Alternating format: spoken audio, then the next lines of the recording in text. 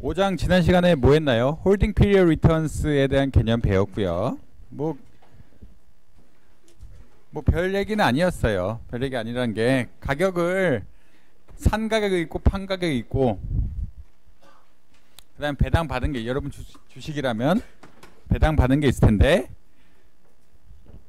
자본소득 산 가격에서 죄송합니다. 판 가격에서 산 가격 빼고 그다음에 배당 그 다음에 그거를 산 가격으로 나눠주면 된다.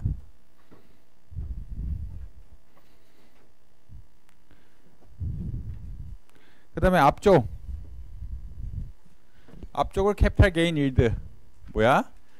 판 가격에서 산 가격을 뺀거. 뒤쪽을 배당 수익 디비던드 일드라고 합니다.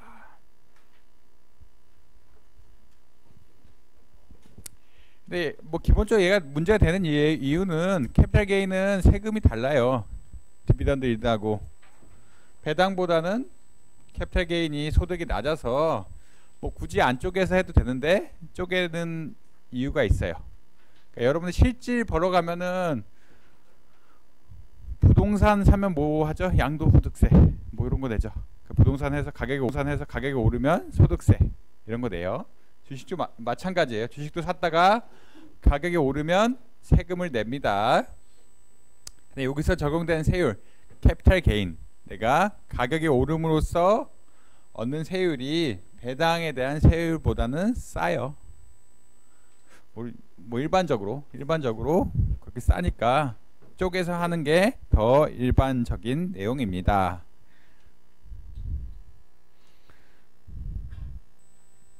그 다음에 저번에 안 한 게 달러 웨이티드 이게 좀 개념이 애매모호해서 그래요. 뭐 굳이 따지자면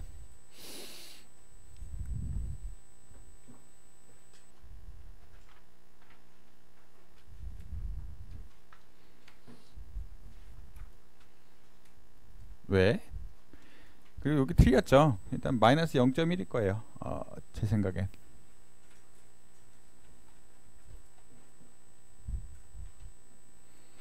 처음 흘러 들어온 돈 얼마? 1. 네, 1원 투자했죠. 그 다음에 흘러간 돈 0.1원. 다음 기회에 0.1원 나 썼어. 그 다음에 0.5원 썼어. 0.8원 들어왔어. 그래서 0.96원을 받았다. 요런 개념이에요. 그게 좀 애매모호해요. 그래서 일단 달러 웨이티드 리턴은 시험에 안 낼게요. 이게 조금 뭐 펀드 할 때 하는 거라 뭐 여러분 IR 안 배웠다고 하시는 분도 있을 수 있을 것 같아서 요거는 시험에 안 낼게요.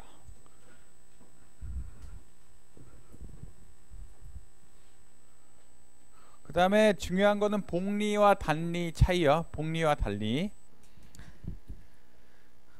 분기별 이자율을 그냥 4번 곱해서 모든 이자율은 보통 연간화를 하는데 연간 단위로 표시를 하는데 분기 이자율을 4번 그냥 곱해서 4를 곱해서 하는 방법이 있고 복리를 취해서 하는 방법이 있어요. 근데 일반적으로는 복리를 취하는 게 맞아요. 근데 편의상 혹은 전통상 어떻게 보면은 곱하기 4 분기 이자율이 3%라면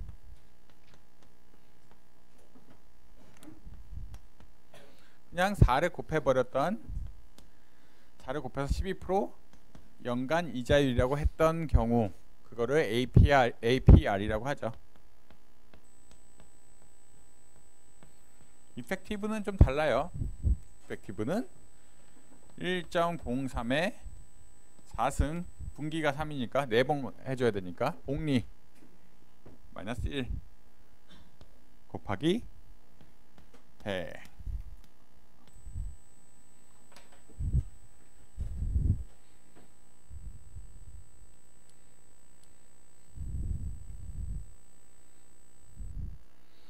그래서 복리와 달리 개념을 왔다 갔다 해서 흔히 말한 그런 개념에 가장 가까울 거예요. 복리와 달리 개념을 왔다 갔다 해서 여러분 은행 상품 볼 때도 나중에 상담 받아요. 상담 받게 되는데 돈을 벌면 뭐 은행에 저축을 하다 보면 은행의 상담사 분께서 여러분 이 금융상품이 있으니까 드세요 마세요 이렇게 하는 경우가 있는데, 많은 경우 이자율만 보고 결정하면 안 돼요. 이자율이 달리인지 복리인지 보고 결정하세요. 이자율 4%라고 하는데 달리라고 하는 경우 되게 많아요. 아직 안 겪어보면 겪어보면 뭐 어떻게 보면 좋은 경험이었겠지만, 일반적으로 이자율 얘기할 때 상품 판매원들은 달리인지 복리인 사람들은 복리라고 얘기하고 달리인 사람들은 얘기 안 하고, 보통 그런 게 뭐 상도덕이겠죠. 그렇게 해서 잘 살펴보세요. 계약서를 잘 살펴봐야 되는 게, 복리랑 달리랑 뭐 몇 달은 차이가 안 나지만 이게 10년이 되고 20년이 되고 그러면 차익이 굉장히 커집니다. 그래서 잘 봐라.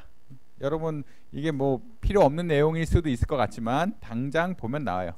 그러니까 경제학 뭐 금융 배운 사람하고 안 배운 사람의 차이가 이런 거겠죠. 복리냐 아니냐 물어봐야 돼. 금리가 4%라고 하면은 10년간 4% 보장할게요. 근데 그게 복리입니까? 아닙니까? 하면은 알려줘야 돼요. 그 다음에 여러분 거시 시간에 배웠던 피셔 이퀘이션. 피셔 이퀘이션 뭐야? 명목이자율은 실질 이자율 더하기 기대 물가 상승률. 여러분 은행에서 보는 거 뭐야? 대부분의 경우 명목 이자율. 명목 이자율을 어떻게 생각할 수 있어?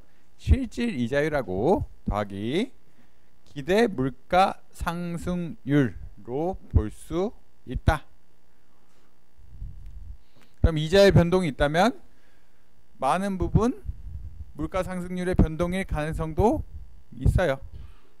여러분 명목 이자율 변동을 보자면 많은 부분 물가 상승률의 변동일 가능성이 있어. 최근에 제로금리가 좀 이상하다고 생각되는 게 뭐냐? 결국 얘가 0이면, 명목이자율 0이면 보통 물가 상승률 음을 찍진 않아요. 물론 요새 최근에 잘 유럽은 약간 다르긴 한데 음을 찍진 않아요. 그럼 실질 이자율이 0보다 작아지면 돈을 갖다 써야 되는 것 같은데 아닌가? 은행에 놔두는 것보다 그냥 내 창고에 담아두고 쓰는 게 맞아요. 실질 이자율이 음이라면. 물가 상승분만도 안 주는데. 그렇기 때문에 약간 굉장히 이례적인 상황이라고 생각하긴 합니다. 그래서 학자들도 연구를 많이 해요. 그래서 얘가 0이고 물가 상승률이 양이면 얘 음이죠. 그러니까 음의 실질 이자율 상황이 어떤 경제적 효과를 지니는가에 대해서 사람들이 아직 잘 모르고 있는데 최근에 분석을 하기 시작했습니다. 그러니까 실제 어떤 일이 생겼냐? 하늘색은 T빌에 대한 줄이 3개가 있죠. 일단 그래프를 보면 하늘색, 빨간색,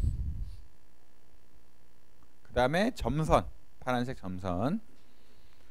그러니까 하늘색이 기준이 될 텐데, 하늘색이 미국의 연방정부 빌즈, 그러니까 짧은 단기 채권에 대한 이자율이에요. 인플레이션 분홍색, 빨간색, 분홍색이 아니구나, 빨간색. 그 다음에 점선으로 된 거, 점선은 아니고 그 파선이라 그러네, 끊어진 선으로 된 거는 실질 이자율. 뭐야? 얘에서 얘를 뺀 거. 우리 데이터는 2개밖에 없죠. 우리가 실제 관측할 수 있는 데이터는 T빌즈 데이터랑 물가 상승률 데이터인데 2개 먼저 그려놓고 차액을 계산해 보자. 근데 이거 봤더니 좀 이상해. 언제 기점으로? 50년 기점으로 미국의 얘기예요. 미국의 경우 50년 기점으로 전에는 조금 이상해. 이상하단 말이 뭐야?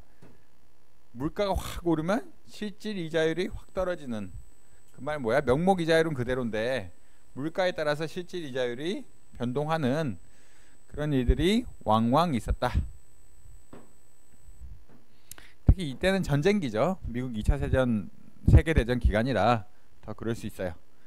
근데 50년대 이후 경제가 안정되다 보니까 기본적으로 물가 상승률하고 실질 이자율의 움직임이 같이 가는 거죠. 뭐 이런 현상이 어떻게 보면은 실물 경기가 안정이 되고 실질 이자율이란 거는 결국은 경제의 성장, 경제 펀더멘탈에 의해서 결정이 되게 되는 건데 그 부분은 어느 정도 안정적이고 나머지 부분 명목적인 부분이 많이 움직여서 이자율, 명목 이자율 상승 하락을 뭐 드라이브했다, 좀 유도했다라고 해석이 가능하기도 해요. 실제 그런지 아닌지는 물론 분석을 해봐야겠지만요. 근데 관측상 볼 수 있는 거는 50년 이후 물가 상승률하고 이자율, T-bill 레이시 거의 비슷하게 움직이더라라고 보시면 됩니다.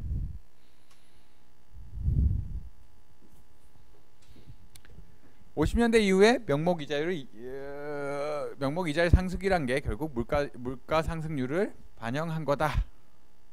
30년대 40년대는 굉장히 인플레이션 레이시 볼러탈했죠. 왜냐? 30년대 뭐야? 대공황, 40년대 전쟁. 그러니까 경제가 일반적인 상황이 아니에요.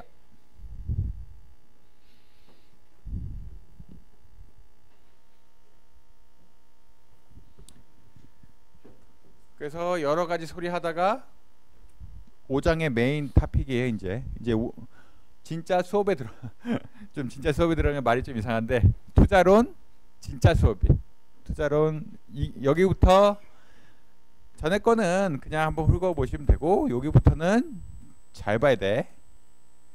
전에 거는 그냥 역사가 이렇고 상품이 이렇고 뭐 인덱스가 이렇고 요런 얘기라 그냥 인트로 시간이었고 이제는 제대로 보자. 여러분 리스크 하죠.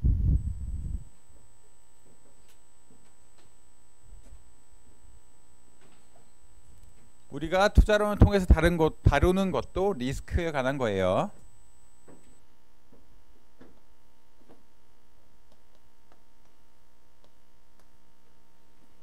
수익률은 개념이 명확해.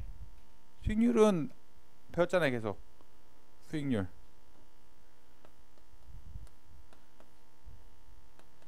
기본적으로 HPR이고 홀딩 피리어드 리턴이고 여러분이 뭐 단리를 취하느냐 복리를 취하느냐 요 정도 차이.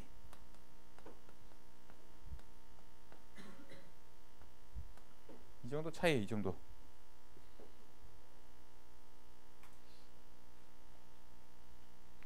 근데 리스크는 좀 애매해. 잘 몰라. 리스크의 본질적인 개념이 뭔가요? 가장 한마디로 줄이면 불확실성.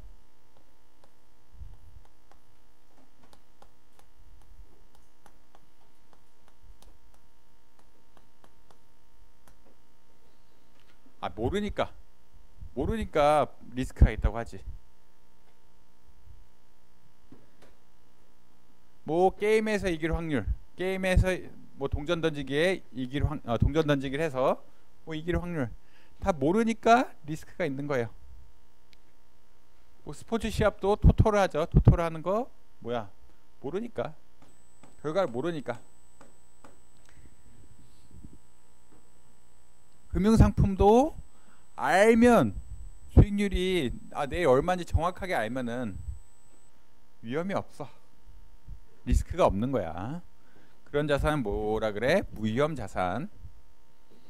근데 일반적으로 모른다.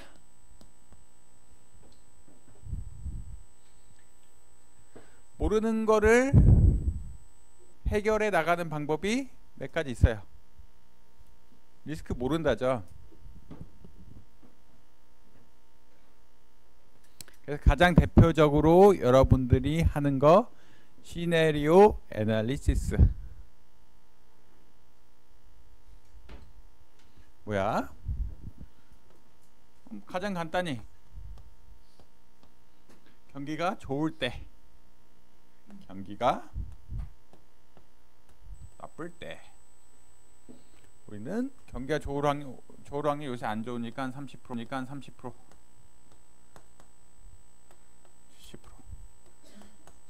그러니까 우리는 당장 올해의 수익률을 계산하는데 경기가 좋을 확률이 얼마인지, 경기가 나쁠 확률이 얼마인지 그냥 줘. 일단 그냥 내 얘를 추정하는 건 뭐야? 얘를 추정하는 거는 여러 가지 계량경제 기법이겠죠. 그건 일단 차제하고, 시나리오 아날리시스 처음 방법은 뭐야? 상황을 놓고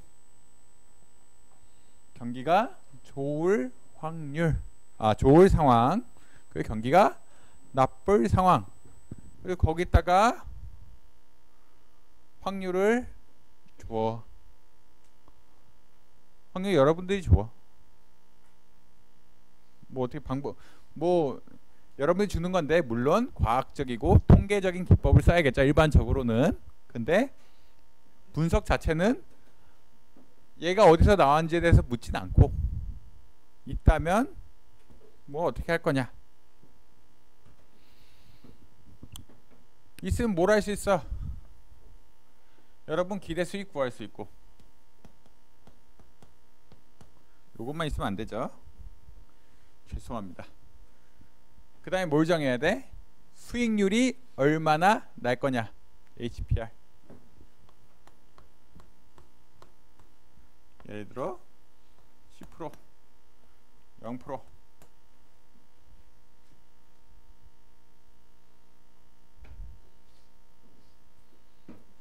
그러면 뭘 구할 수 있어? 여러분 이게 일종의 확률 변수죠.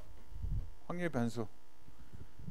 홀딩 피리어드 리턴하고 확률 값은 일종의 확률 변수예요. 통계학 시간에 배웠으면 이걸 확률 변수인지 알 수 있을 거예요. 얘하고 얘는 조금 애매모호하지만 여러분 숫자하고 확률은 연결시켜 놓으면 확률 변수예요. 확률 변수 통계학 시간에 배웠으면 뭐해? 뭐해? 기대값 구하지. 그 다음에 분산 구하고 뭐 이런 거 해요. 분산 구하면 표준 편차 구하고 그런 걸 해보자라는 이야기입니다. 결국 리스크를 분석하는데 불확실성이에요. 불확실성에 대해서 우리가 뭔가 모형을 세워야겠죠. 아까 얘기했다시피 리스크의 개념이란 거는 결국 뭔가 불확실한데 뭔지 몰라. 근데 그런 리스크를 분석하려면 뭐가 있어야지. 뭐가 있는 게 통계적 기법이야.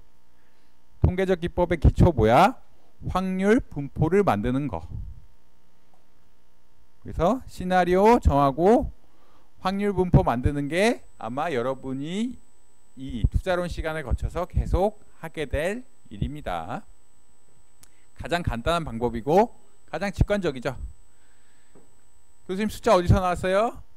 그거는 여러분 계량경제 배워야 되고, 계량경제 시간에 배워서 이 숫자가 어디서 나왔는지는 제가 얘기 못할 거예요. 하지만 어쨌든 여러 가지 통계적 기법을 또 쓰면 숫자를 찾아내고 확률을 정할 수 있어.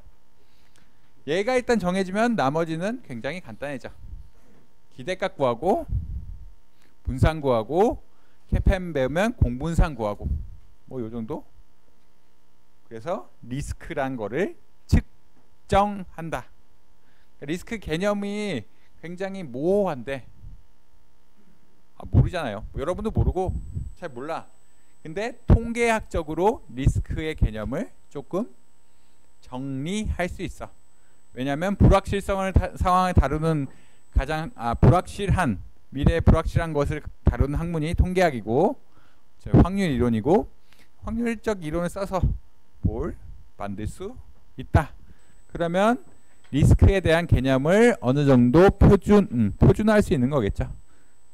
여러분의 리스크 개념하고 다른 사람의 리스크 개념이 다르면 얘기할 수가 없어. 그래서 여러분 경제금융대 학생이고 금융도 배우고 계량경제학도 배우고 통계학도 배워서 안 까먹었다면, 전제는 중요해요. 안 까먹었다면 이런 걸 할 수 있어요. 시나리오를 적절히 세우고, 이건 여러분들 아이디어고, 요게 맞는 숫자를 통계에서 추정하는 거야. 계량경제학, 회귀분석 쓰든 뭐 해서 추정을 한다. 그래서 조금 과학적으로 하면 이렇다.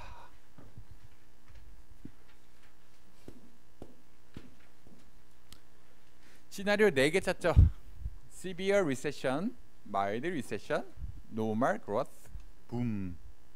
가장 안 좋을 때, 그냥 안 좋을 때, 그냥 평범할 때, Boom. 이거 어떻게 짰나요? 이건 여러분 마음이에요. 근데 숫자는 그거에 맞게 잘 추정해야 돼. 근데 여기서는 확률을 5% 주고, Mild Recession에 25% 주고, Normal Growth에 40% 주고, 붐에 30% 주고. 홀딩 피리어드 리턴 어떻게 계산해? 이것도 여러분이 과거 데이터를 갖고 추정하는 수밖에 없어. 근데 어째저째 하다 보니까 안 좋을 때 37% 손해, 그냥 안 좋을 때 11% 손해, 그냥 평범할 때 14% 주고, 붐일 때 한 30% 주더라. 그럼 뭐해? 이렇게 이미 여러분들이 상황 속에 상황을 정리해 놓고 확률을 주고 숫자를 주면은, 여러분 통계학을 배웠다면 자동적으로 해야 될 일은 뭐야? 기대값, 분산, 요거 계산하는 거겠죠. 기대값 계산하는 거 시험에 물어볼 거예요. 100%. 연습 문제 풀겠지만 엑셀로 아니고 진짜 손으로 푸는 거 물어볼 거예요. 그러니까 잘 보세요. 어렵지 않죠? 확률 곱하기 숫자, 그러니까 확률 변수의 값이죠. 정확히 말하면 확률 변수의 값하고 거기에 대응되는 확률 곱해서 구하고 축더해. 그랬더니 기대 수익률 10%. 분산 어떻게 구해? 평균에서 차이 구하고, 차이 10과 37의 차이 마이너스 47, 마이너스 11과 10의 차이 마이너스 21, 14와 10의 차이 4, 30과 10의 차이 20. 그래서 제곱해서 확률 곱해. 그래서 분산이 347. 표준 편차 18.63. 그래서 여러분 첫 번째 개념, 벌써 리스크를 직도하는 첫 번째 개념 배운 거야. 뭘로 배웠어? 여기 상황상 보면은 분산 혹은 표준 편차. 수익률은 명확해. 수익률은 불편하지 않아. 수익률은 뭐 특별히 상관없어. 수익률의 개념은 이 상황이 주면, 수익률의 분포를 주면 수익률의 개념은 정확하게 떨어지고, 그 이상 뭐 얘기할 거 없어.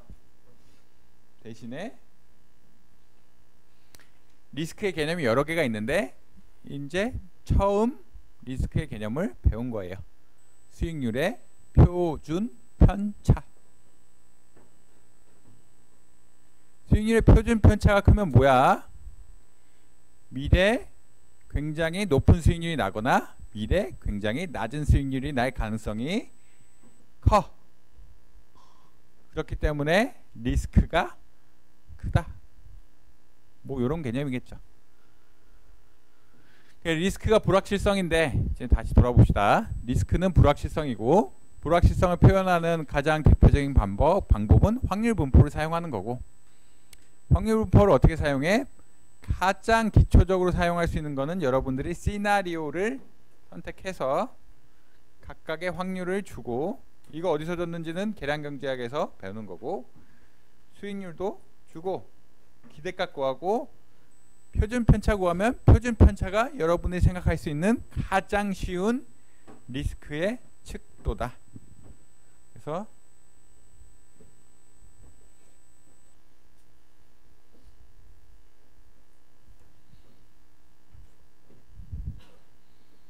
수익률은 정했다 그래서 기대 수익률 보통 쓰고, expected return이죠. 여기서 expected return을 기대 수익률을 하고, 리스크 척도가 여러 개 있는데 오늘 배운 거 그냥 표준 편차라고 합시다. 표준 편차가 크면은 리스크가 큰 거 같다. 물론 나중에 캐펜 가면 아니라고 배워요. 하지만 뭐 기본적으로 봤을 때 뭐 어느 정도 내가 한 자산에만 투자를 하고, 그러니까 내가 어떤 상황에 의해서 자산을 하나밖에 투자를 못하면 뭐 이럴 수도 있어요. 그래서 리스크 첫 번째 개념 표준 편차.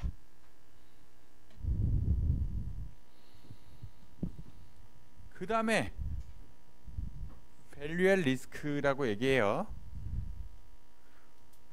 확률 분포를 조금 더 자세히 만들면 여러분은 밸류의 리스크를 구할 수 있어.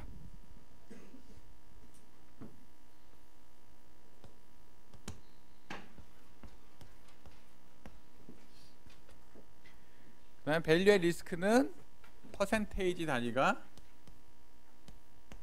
들어와. 5%, 1%, 뭐 이런 식으로.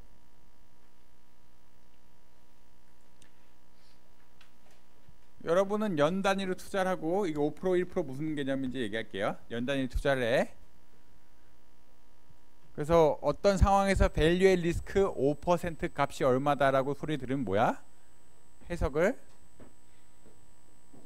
0.05분의 1년, 1년이니까 20년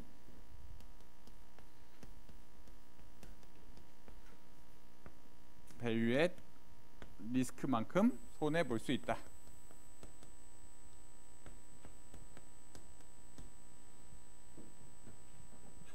여러분 연단위 투자자라면 그리고 밸류의 리스크 5%가 5%란 거는 이렇게 해석이 돼요. 1년을 0.05로 나눠주면 20년이죠. 5%가 0.05니까 20년마다 밸류의 리스크 값만큼 손해날 수 있다. 그러니까 20년에 가장 안 좋은 게 20년을 해봤는데 가장 안 좋은 값이 아마 이 정도 된다. 내가 투자를 1년 할 수 있고 2년 할 수 있고 3년 할 수 있고 4년 할 수 있고 5년 할 수 있고 쭉쭉쭉 해서 20년 하면 이 정도 손해가 최대치야. 밸류의 리스크 1% 하면 얼마야? 1분의 0.0이라니까 100년. 내 100년 투자를 하면, 나 연 단위로 투자를 하는데 100년 투자를 하면은 이 값만큼 최고 안 좋은 값이 이 정도 나올 수 있다예요. 그러니까 정확한 개념은 아닌데 룰 오브 썸으로 해석을 하자면 밸류의 리스크 다운사이드 리스크라고 했어요. 밸류의 리스크 5%라면 기준이 1이 될 수, 날짜, 그러니까 데이가 될 수도 있고 위크가 될 수도 있고 먼스가 될 수가 있고 이어가 될 수가 있는데, 그 기준을 5% 혹은 1%로 나눠주면 여러분이 생각하는 투자 기간이 나오고, 그 투자 기간 동안 최대 손해치가 이 정도 된다라고 할 수 있어요. 그렇게 해석을 하는 거예요. 그래서 밸류의 리스크 값이 밸류의 리스크 1%로 마이너스 70%다. 그래서 나는 생각해보자. 나는 100년 동안 투자를 한다면 이 주식에 약 마이너스 70% 손해가 최대치다. 가능이라고 말하면 좀 곤란한 말인 것 같고, 손해가 최대치 같다. 100년에 한 번 나오는 손해, 5%라면 20년에 한 번 나오는 손해.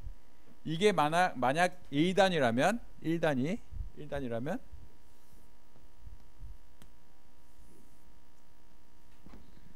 (100일마다) 나올 수 있는 최대 손해, 그렇게 해석할 수 있어요.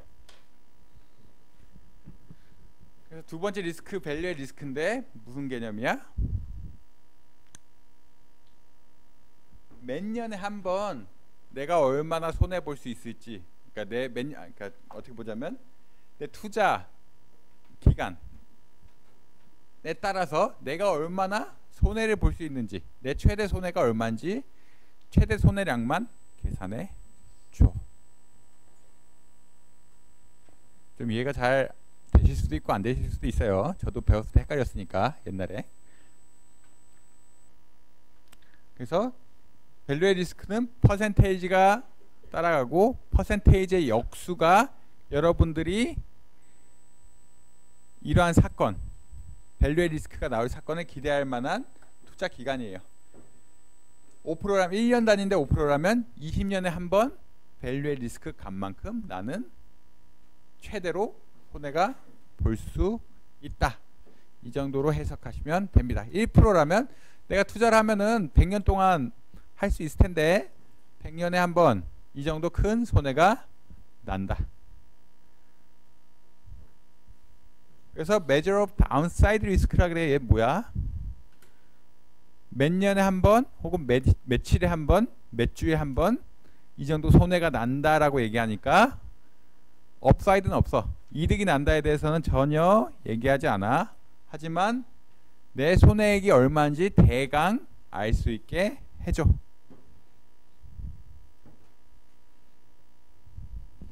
그래서 일반적으로 어떻게 구해? 확률 분포를 정해줘. 주가지수의 분포가 노멀 분포를 따른다고 하고, 노멀 분포를 표준화해서, 교수님 이거 어떻게 구합니까? ERI 시그마 I. ERI 시그마 I 여러분 이미 구했잖아. 시나리오 아나리시스 여러분 이미 구했어. ERI 시그마 I 구했어. 그걸 표준화해서 스탁 리턴이라는 거 하나 만들고, 이게 표준 정규 분포를 따른다고 가정하면 하위 5% 값이라고 할 수 있어요. 그림이 아마 있을 텐데. 그래서 일반적으로 여러분 이미 수익률 구했고 1번 하면서 1번 하면서 여러분 이미 기대 수익률 구했고 표준 편차 구했어요. 그래서 밸류의 리스크 가장 쉽게 쓰는 방법은 뭐야?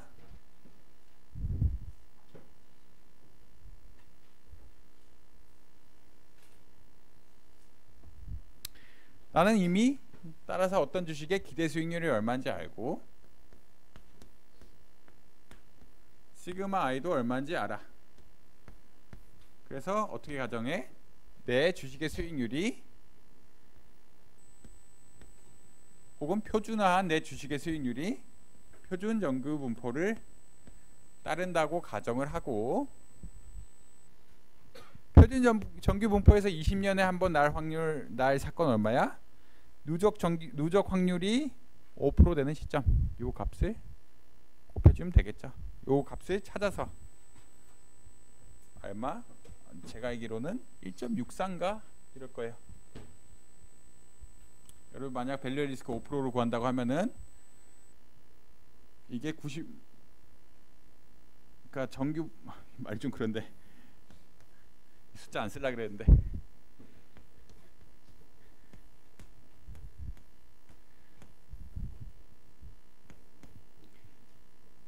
마이너스 1.64죠.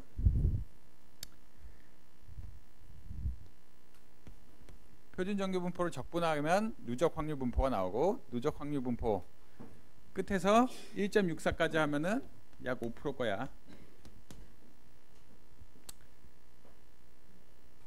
그래서 얘가 1.64면 5%니까 얘 값이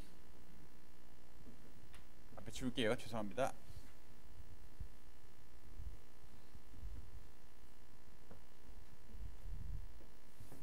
RI 마이너스 ERI 시그마 I. 우리는 뭐라고 가정해? 얘가 표준 정규 분포를 따른다고 가정해. 가정. 그러면 우리는 이걸 또 알고 있어. 표준 정규 분포를 마이너스 무한대부터 마이너스 1.64까지 적분하면 5%가 된다는 걸 알 수 있어. 그래서 5% 지점을 찾으려면 이 정도 되겠죠. 그래서 우리는 RI 마이너스 ERI 시그마 i가 1.64개야 되게 하는 RI가 밸류의 리스크 5%다 라고 할 수 있어요. 뭐 물어볼 건 아닌데 간단히 보세요. 그래서 기대값 이미 구했고, 계속 지우면 안 되는데, 여러분 기대값 이미 구했고 시그마 i도 구했으니까 RI가 밸류의 리스크 5%라고 하면은 ERI 마이너스 1.64 곱하기 시그마 i, 이게 밸류의 리스크 5% 지점이에요. 그 뭐라고 해석해? 이 값을 여러분 20년 동안 투자를 한다면 이게 아마 20년에 나온 최소 수익률쯤 될 거다. 20년 동안 봤을 때 최소 수익률이 이 정도 난다. 1% 하면 2.3인가 아마 제가 확실하진 않은데 마이너스 2.3일 거예요. 마이너스 2.3인가 하면은 36, 32, 하여튼 이 정도 하면 얘가 1%야. 그래서 밸류의 리스크 1%,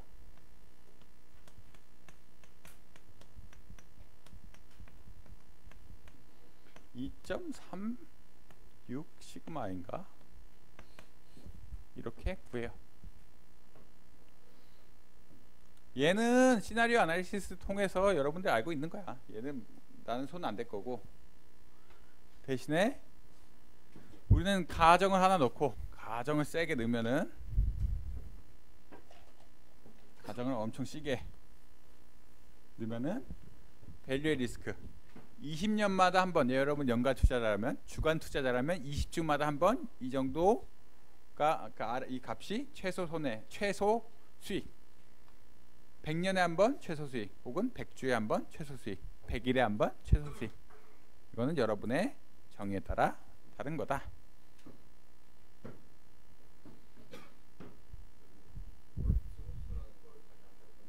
월스트로스가 그런 개념이에요. 20번 보면은 20번 중에 최소 손해가 있겠죠. 그게 월스트로스예요.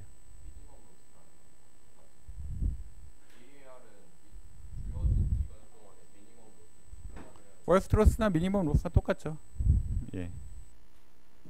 월스트가, 그러니까 여러분 수익률 차원에서는 미니멈이 월스트니까 똑같아요. 그래서 해석상 그래요. 밸류 리스크 언제 제대로 배워?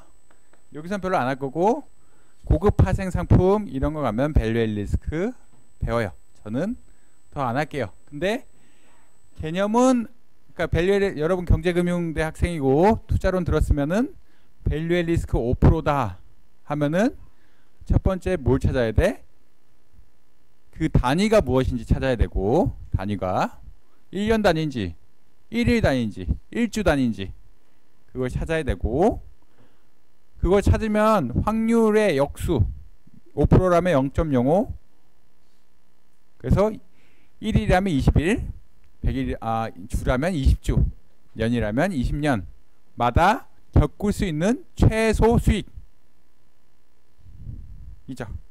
최고로 안 좋은 수익이라고 보시면 됩니다.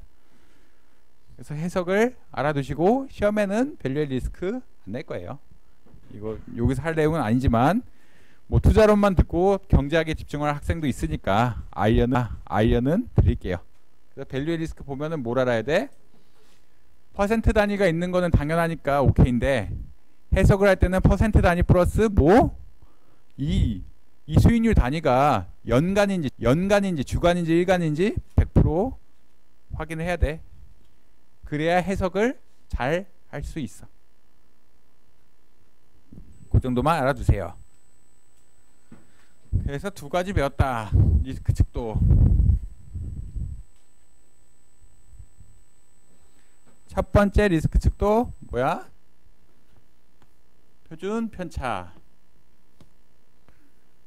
두 번째 리스크 측도 value at risk. 나중에 6장 가면 7장 가면 베타 배울 거예요. 개팸의 베타. 근데 아직 안 배운 거고. 그래서 표준 편차, 밸류의 리스크 두 가지 가장 많이 쓰이는 리스크 측도 중 하나예요. 진짜 여러분들이 한 주에 투자한다 이러면 표준 편차 중요해요. 한 주 여러분 여건상 돈이 없고 한 주에 몰빵을 해야 되는 시점이 오면은 표준 편차 같은 거 중요합니다. 표준 편차와 밸류의 리스크의 가장 근본적인 차이, 밸류의 리스크는 손해만 얘기해. 내가 어느 정도 프리퀀시로 봤을 때, 어느 정도 투자 기간을 봤을 때 얼마나 손해가 나느냐. 표준 편차는 위아래로 가도 다 표준 편차가 큰 거야. 위가 높을 수도 있고 아래가 높을 수도 있고 평균보다. 그래서 조금 개념이 다르다.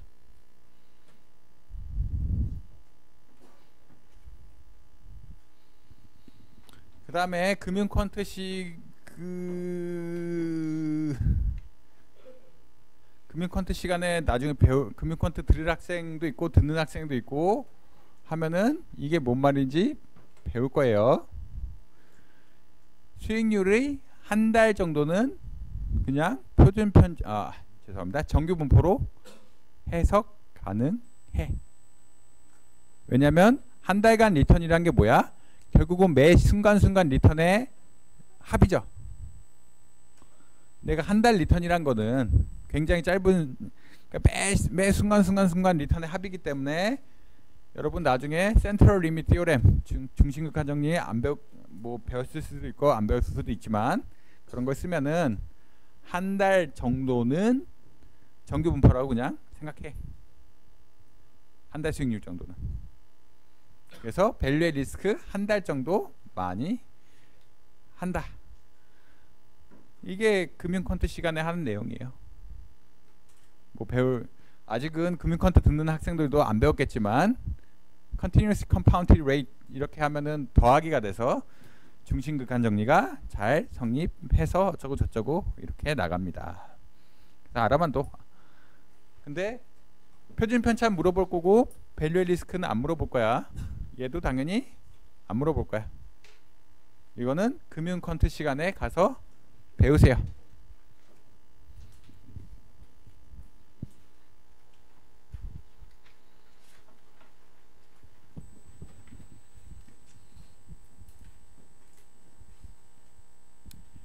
그 다음에 뭐 좀 안 맞을 수가 있어. 안 맞을 수가 있으면 다른 문법을 써야 되는데 쿠르토시스, 스큐니스 여러분 통계학 시간에 배웠을 수도 있고 안 배웠을 수도 있고. 스큐니스 뭐야? 평균의 아까 분산 뭐라 그랬어? 분산할 때는 평균에서 제곱해서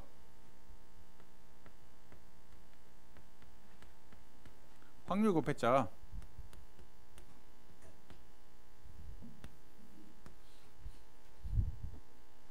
이게 분산인데 쿠르토시스는 기본적으로 3승해. 죄송합니다. 쿠르토시스는 4승, 스큐니스는 3승. 물론 표준화를 해야겠지만 쿠르토시스 그럼 4승하면 뭐야? 멀어지면 멀어질수록 숫자가 굉장히 폭발해. 되게 커져. 그래서 쿠르토시스를 본다는 얘기는 개념적으로 얼마나 디제스터 상황, 그러니까 극단적인 수익률이 많이 나는지 보는 거고, 스큐니스는 3승한 거야. 그래서 스큐니스가 음으로 많이 나오면 이제 안 좋은 이벤트들이 많다. 대신에 스큐니스의 양으로 많이 나오면 좋은 이벤트들이 쏠려 있다. 뭐 이렇게 이해하시면 됩니다. 얘는 통계학 시간에서 배우세요. 자꾸 수업을 떠넘기는데, 수업을 떠넘긴다는 얘기는 안 물어볼 거란 얘기예요. 오늘 물어볼 건 하나야. 익스펙티드 리턴 계산하는 거하고 표준 편차. 밸류의 리스크 다른 시간 가서 배우고, 쿠르토시스, 스큐니스 다른 시간 가서 배우세요. 근데 그러니까 개념이 있으니까 알려는 주는 건데, 쿠르토시스는 4승에 대한 어떤 개념이라 뒤에 베리언스보다 익스트림 이벤트에 대한 웨이트를 많이 주는 거고 값이. 스큐니스는 3승에 관한 개념이라 한쪽으로 쏠려 있는지 얼마나 쏠려 있는지 확인하게 해 준다라고 보시면 됩니다. 그래서 뭐 계량 경제 시간에 많이 가르쳐 주실 테니까 제가 이 부분은 넘어가도록 할게요. 그 다음에 아까 기대 수익률 표준 편차 구하는 방법 했죠. 시나리오 아나리시스에서 구해도 돼. 근데 그냥 계량, 그냥 통계적인 기법을 써서 해도 상관없어.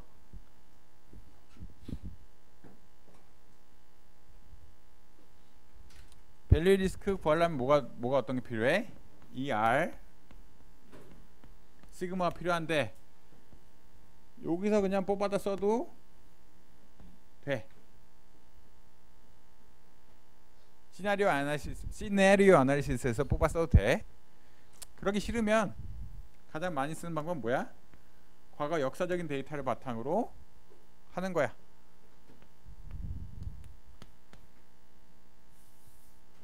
리턴은 그냥 썸이죠. 기대 수익률은 그냥 역사적인 데이터를 표본 샘플, 표본 평균 구한 거. 스탠다드 데비에이션은 이 알파라고 한다면 왜 n-1로 나와주는지는 통계학 교수님께 여쭤보세요. 뭐 제가 할 건 아니고 다 자꾸 넘기네. 그래서 아까 시나리오 아나리시스에도 표준 편차 평균 구할 수 있어. 그거까지 가기도 귀찮다. 아니요.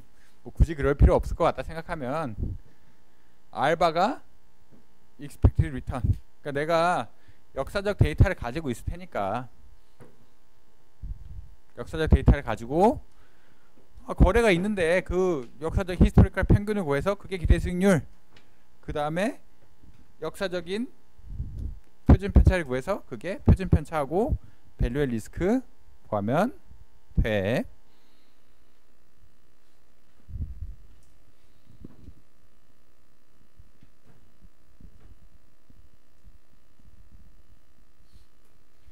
이거 넘어갈게요. CC 레이트 이거 그 쿼타일 플러그가 있다는 건데 자꾸 통계학 내용이 넘어가도록 할게요. 근데 기본적으로 알 수 있는 거는 빨간 점이 높다는 게 의미하는 거는 여러분이 나중에 CC 플랍 배우면 알 수 있을 텐데 기본적으로 익스트림 이벤트에 대해서 시나리오 아나리시스들이 더 확률을 많이 준다 라고 얘기할 수 있어요. 그러니까 그래프 복잡한데 의미가 뭐냐?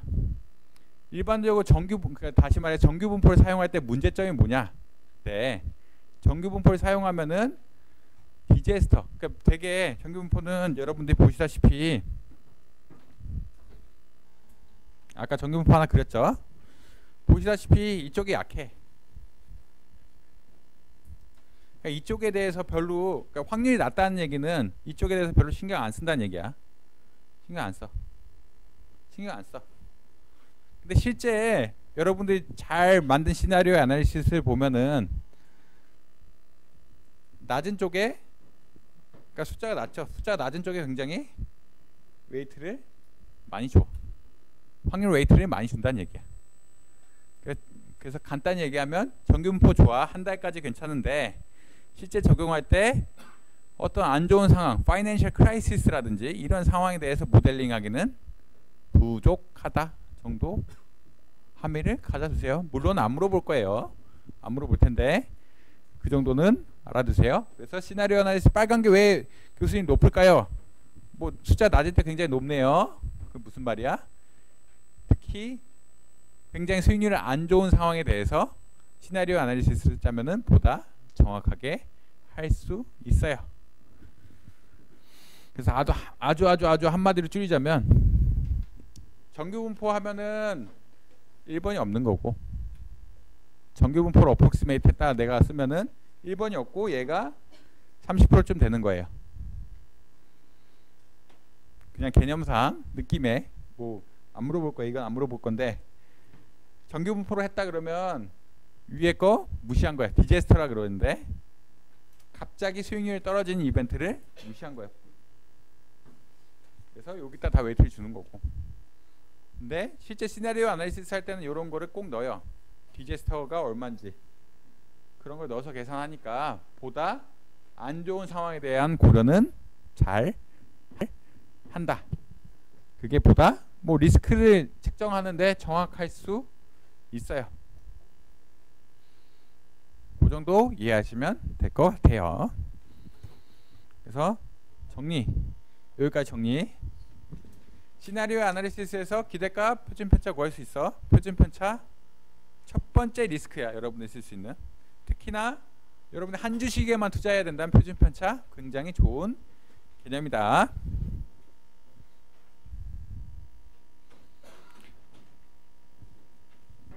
밸류 리스크 역시 좋은 개념이에요. 다운사이드 리스크를 측정할 수 있는 거고, 여러분들 일반적으로 쓸 때 표준화해서 써. 밸류 리스크 구하면 여기서는 싹 안 물어볼 건데, 하여튼 수익률과 기대 수익률 차이를 구해서 표준편차로 나와주고, 그걸 표준화한 값을 통해서 정규 분포로 근사를 하고, 정규 분포 근사 값을 통해서 그 값을 구한다. 그래서 얼추 한 달 정도는 정규 분포까지도 생각할 수 있는데, 정규 분포로 하면 문제가 뭐냐? 이 빨간 거. 그러니까 실제 시나리오 아나리시스를 하면은 아까 익스트림 리세션처럼 디제스터 같은 이벤트를 넣을 수가 있어. 정규 분포는 뭐야? 정해진 분포죠. 그런 거를 관리하기가 쉽지 않아. 그래서 흔히 말하는 수익률 분포를 계산할 때 편히 여러분들이 어떻게 보면 다운사이드 리스크를 더 못 측정하는 그러한 결론을 가질 수도 있다라고 보시면 될 것 같아요.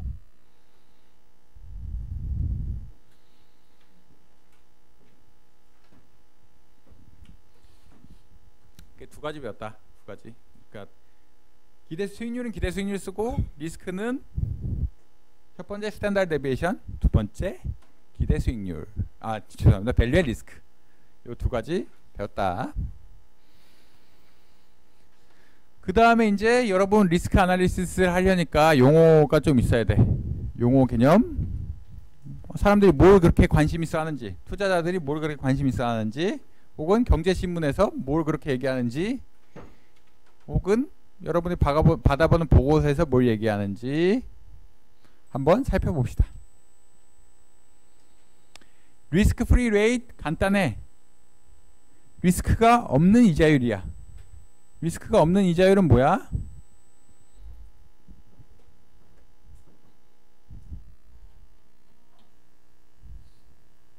어떻겠어?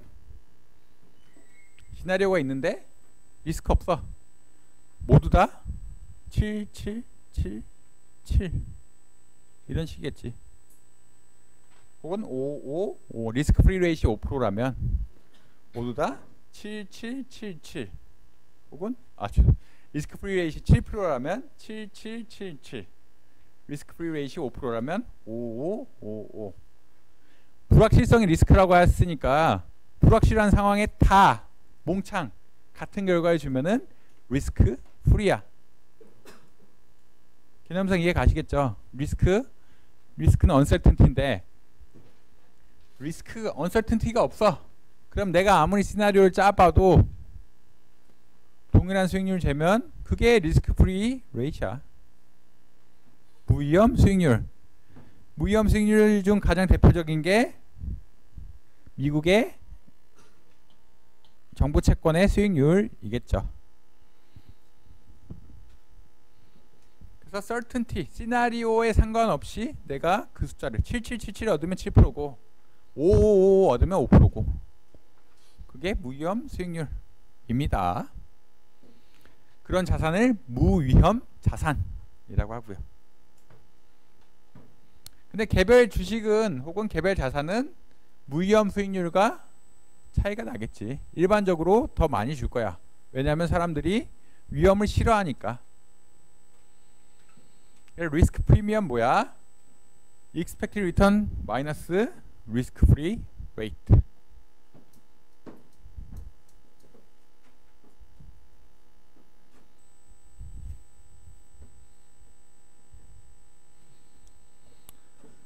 그래서 여러분들이 리스크 프리 레이트는 이미 구했고, 그 다음에 리스크 프리미엄 뭐라고 해?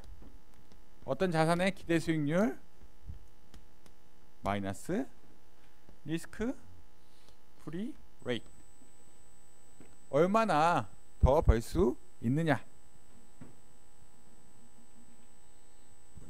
교수님 헷갈립니다. 액세스 리턴 뭐야? 액세스 리턴? rate of return in excess of risk free rate? 뭐야? 이거 같은 거 아닌가요? 아, 헷갈리지. risk premium expected return in excess of that on risk free securities. excess return, rate of return in excess of risk free rate. 교수님 같은 거 아닌가요? 뭐가 차이나? 일반적으로 excess return이라고 하면은 뭐가 빠져 있어?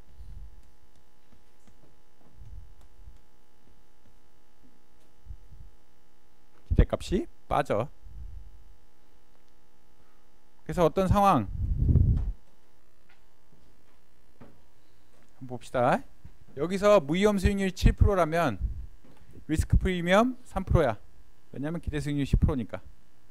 아까 시나리오 아나리시스 돌려봅시다. 기대 수익률 10%죠. 10%. 근데 무위험 이자율 7%야. 그러면 리스크 프리미엄 3%.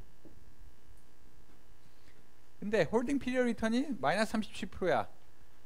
이 상황에서 7%가 리스크 프리 레이시라면 액세스 리턴은 안타깝게도 마이너스 44%야. 이쪽은 23%. 그래서 상황마다 달라지는 게 액세스 리턴. 리스크 프리미엄은 기대값.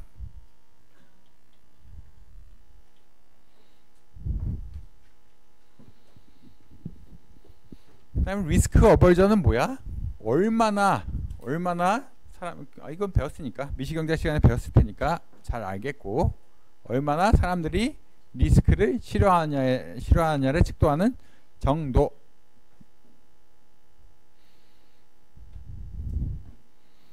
그 다음에 price of risk 뭐라고 계산해?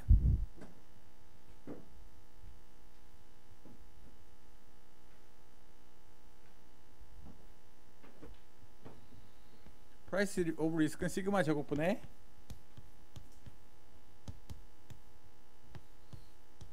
이게 price of risk야. 샤프 레이쇼, price of risk. 샤프 레이쇼 여러분은 나중에 가장 많이 배울 텐데,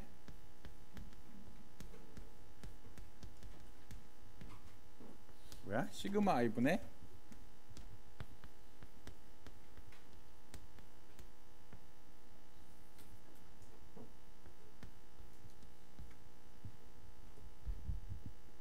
그래서 용어 이렇게 했다. price of risk 분산으로 나눠준 거, 샤프 레이쇼 표준 편차로 나눠준 거. 차이는 크게 없어요. 근데 리스크 단위를 분산으로 보느냐 표준 편차로 보느냐, 요 차이만 있지. 분산 한 단위당 내가 초과 기대 수익률이 얼마냐, 표준 편차 한 단위당 초과 기대 수익률이 얼마냐. 샤프 레이쇼 가장 중요하게 쓰이는 어떤 측도. 샤프 레이쇼 나오네.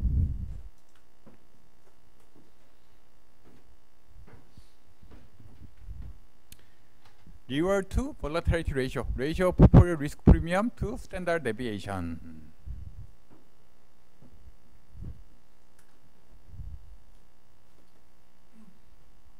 어떤 자산이 좋아? 높은 자산. 뭐가? 샤프 레이쇼가? 여러분들이 기본적으로 여러분 어쩐 좀 미련한 투자자라 평균하고 분산만 생각한다면, 샤프 레이쇼 뭐야? 내가 표준 편차 한 단위 희생할 동안 얼마나 더 많은 수익률을 얻을 수 있을까지. 그래서 샤프 레이쇼가 높은 자산이 나는 좋아. 일반적으로 이게 민 베리언스 애널리시스의 기초라고 할 수 있어요. 이거부터는 다음 시간에 하고 정리 한번 더 하고 갈게요. 오늘 개념 많이 배웠죠. 근데 앞에 거는 별로 안 중요하고 앞에 거 5장 앞에 거는 뭐 그렇고 5.3부터는 중요해. 여러분은 리스크란 말을 딱 들으면 개념상 가지고 있어야 될 건 뭐냐? 불확실성. 뭐가 모르니까 리스크다. 한번 강조했죠. 불확실한 상황을 가장 잘 디스크라이브 할 수 있는 방법이 통계적 기법이야. 홀딩 피리어드 리턴을 상황마다 계산해서 하는 시나리오 아날리시스. 그래서 그걸 가지고 평균 분산 이런 거 구한다. 근데 리스크의 가장 처음으로 배우는 측도 여기서 보면은 표준 편차라고 생각하시면 되고요. 그래서 얘는 잘 이해해야 돼. 얘가 뭔 말을 하는 건지 잘 이해해야 돼. 어떤 의미에서 이거를 어떻게 그냥 무작위로 그러니까 여러분들이 생각대로 만든 거고, 요거는 리즈너블하게 추정한 거다. 이미 HPR이 온 순간 여러분 다 끝난 거야. 사실은 여러분 다 끝났다는 얘기 뭐야? 기대값 구하고 분산 구하고 나중에 베타 다 구할 수 있어. 밸류의 리스크도 조금 더 복잡하게 만들면 구할 수 있어. 그래서 요거 만드는 게 어려운 거지, 요거 만든 다음부터는 별로 그렇게 어려운 거 아니다. 밸류의 리스크 안 한다 그랬으니까 잘 보시고, 그 다음에 용어 정리. 오늘 용어를 많이 배우는데, 리스크 프리 레이스는 뭐야? 모든 시나리오에 같은 수익률을 주는 애들이 리스크 프리 레이스야. 아까 모든 시나리오에서 5% 다 주면 그게 리스크 프리 레이스지. 리스크 프리 레이스 두 개가 될 수 있어? 없어. 한 경제의 리스크 프리 레이스는 하나야. 왜냐? 두 개가 있으면 어떻게? 싼 데서 빌려서 비싼 데 투자해. 그래서 리스크 프리 레이스는 한 경제에는 하나다. 리스크 프리미엄 뭐야? 기대 수익률에서 리스크 프리 레이트 뺀 거. 익세스 리턴은 실제 실현된 수익에서 리스크 프리 레이트를 뺀 거. 리스크 어버전은 얼마나 리스크를 싫어하냐? 예를 들어서 표준 편차를 싫어하느냐? 프라이스 오브 리스크는 리스크 프리미엄을 분산으로 나눠준 게 프라이스 오브 리스크. 그다음에 샤프 레이쇼는 프라이스를 리스크 프리미엄을 시그마 볼라틸리티로 나눠준 게 샤프 레이쇼. 민 베리언스 아날리시스 이제 다음 목요일부터 할 텐데, 이번 목요일이죠. 이번 목요일부터 할 텐데, 얘 하는 거예요. 얘. 나는 포폴리오 고르는데 민 베리언스 아날리시스 뭐 하려고 해? 말은 여러 개 들어봤겠지만 뭐 하려고 하는 거야? 여러분 포트폴리오 초이스를 하려고 하는 거예요. 여러분들이 자산을 어떻게 구성하느냐. 나는 자산을 어떤 포트폴리오에 평균하고 분산 가지고 하겠다. 평균하고 분산 가지고 했을 때 가장 중요한 개념 샤프 레이쇼. 볼러틸리티가 작고 기대 수익이 높은 자산을 그냥 내가 투자할 거야. 그렇게 민 베리언스. 좋아하는 거 싫어하는 거. 평균 수익이 높으면 좋은 거고 분산이 크면 싫은 건데, 이걸 표준화해. 한 단위당. 싫어하는 거 한 단위당, 좋아하는 거 얼마 줄래. 그래서 이 단위가 크면 클수록 나는 그 자산을 선택하게 될 거야. 근데 이거를 다음 시간에 하겠다. 민 베리언스 애널리시스 들어간다. 그래서 앞에 거는 그냥 봐두면 되고, 시나리오 애널리시스 그 다음에 용어들은 잘 기억해 두세요. 이번 주 목요일날 뵙도록 하겠습니다. 수고하셨습니다.